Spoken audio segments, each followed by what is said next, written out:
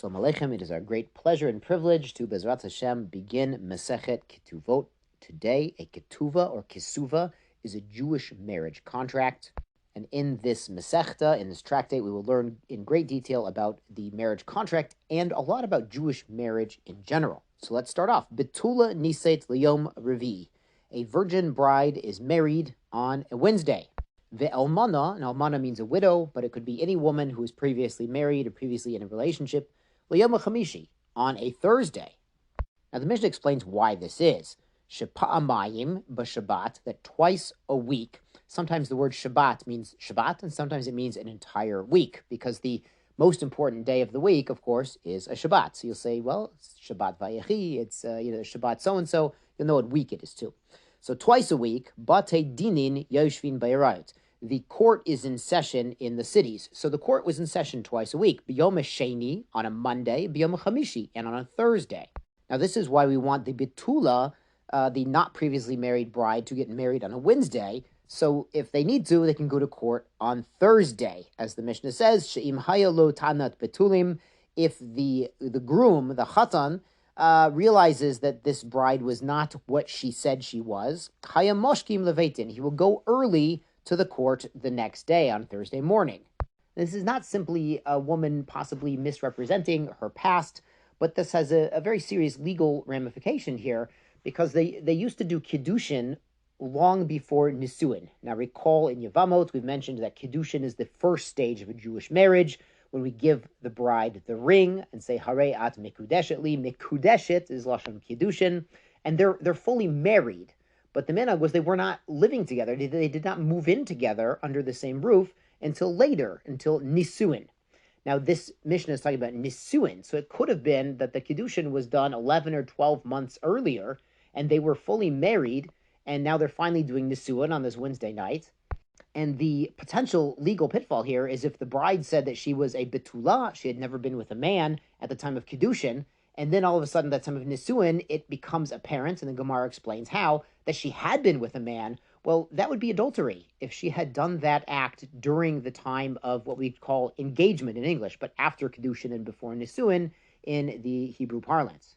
So if that is actually the case, we want the groom, the chatan, the chassan, to go to court the next day, and we'll figure out what really happened. And if this bride really committed adultery, they cannot stay married. So they really have to figure out what happened. So we want him to go to court immediately the next day while he's still suspicious or still upset, and resolve this issue. Now, the Mishnah mentioned that the court also meets on Mondays, so why not get married on a Sunday? Well, our sages instituted that it's a good idea to have at least 3 days to prepare the wedding feast. So if you were just coming out of Shabbos, you didn't have time to bake and cook and prepare everything for the wedding. So you want to have it on a Wednesday, so you have Sunday, Monday, Tuesday to make all the food. Let's go on to Mishnah Bet. Betula, a virgin bride, Ketuvota Matayim. The standard amount written in her Ketuvah is 200 zuz. What the Torah says, 50 selah. It's equivalent of 200 zuz. Ve'almana mana. And for a widow, it's 100 zuz. Now, it is worthwhile to point out that the Ketuvah does not just state an amount of money. It states that the husband is obligated to feed and clothe and spend time with his wife, and and the couple should treat each other with respect, and all of the trappings of marriage. But when we talk about Ketuvah here, we mean the monetary amount that the bride would get in the event of the death or divorce dissolving the marriage. Now the Mishnah goes on to list other women who have a Ketuvah of 200 zuz.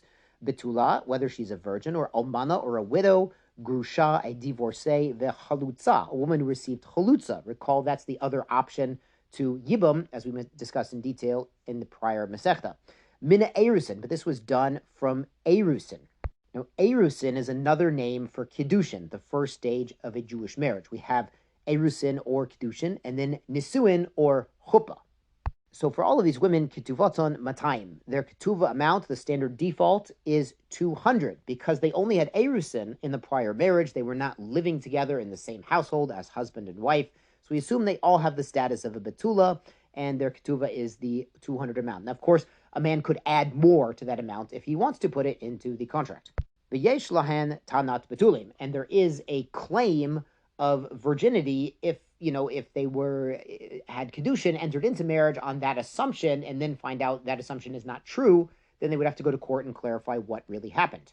As we mentioned in Mishnah Aleph, Hagioret, a woman who converted to Judaism. Hashavuya, a Jewish woman who was captured by non-Jewish bandits. Hashivcha, a female servant. Sheniftu, who was, they bought her freedom, and now she becomes fully Jewish.